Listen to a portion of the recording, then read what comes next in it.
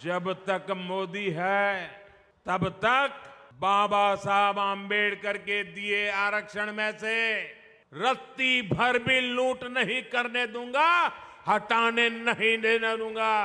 SC ST OBC का आरक्षण रहेगा, ये मोदी की भी गारंटी हो और भविष्य में उसके लिए लड़ाई लड़ने की भी गारंटी है। आप याद रखिए, नेहरू जी जब पीएम थे तो उन्होंने आरक्षण का विरोध किया था, राज्यों के मुख्यमंत्रियों को चिट्ठी लिखी थी, सबूत मौजूद है।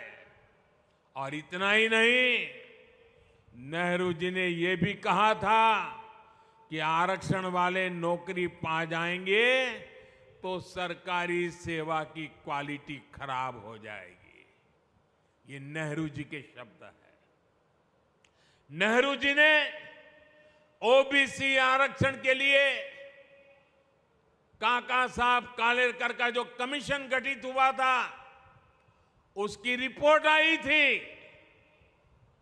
ओबीसी समाज का भाग्य बदलने वाली रिपोर्ट थी, लेकिन पंडित नेहरू ने उसको भी ठंडे बस्ते में डाल दिया। नेहरू जी के बाद जब इंदिरा जी आई तो उन्होंने भी ओबीसी आरक्षण पर रोक लगा कर रखी। जब देश ने उनको सजा दी, जनता पार्टी की सरकार बनी मोरारजी भाई के नेतृत्व में, तब मंडल आयोग बना। लेकिन फिर कांग्रेस आ गई और मंडल कमीशन की रिपोर्ट ठंडे बस्ते में डाल दी गई। इसके बाद राजीव जी ने भी अपनी सरकार में ओबीसी को आरक्षण नहीं मिलने दिया। जब केंद्र में भाजपा के समर्थन से अटल जी की सरकार बनी, तब मंडल आयोग की रिपोर्ट लागू हुई। वीपी सिंह की सरकार बनी, अटल जी के जनसंघ ने, भाजपा ने समर्थन किया था उस समय, और तब जाकर के ओबीसी समाज को आरक्षण मिला जब भाजपा का समर्थन था। और आप ये भी याद रखिए, राजीव गांधी ने नेता विपक्ष के रूप में भी, ऑपोजिशन लीडर के नाते पार्लियामेंट में उनका भाषण है, उन्होंने आरक्षण का पुरजोश विरोध किया था।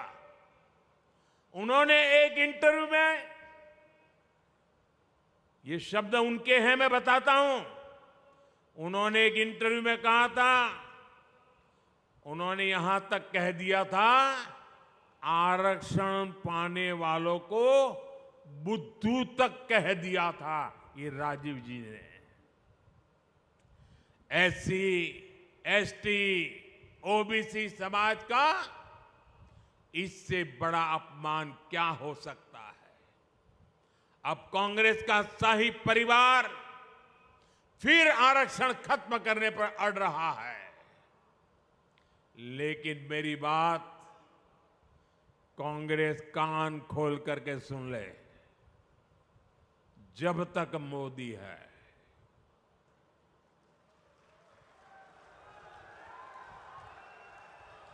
जब तक मोदी है, तब तक बाबा साहब आम्बेडकर के दिए आरक्षण में से रत्ती भर भी लूट नहीं करने दूंगा, हटाने नहीं देने दूंगा।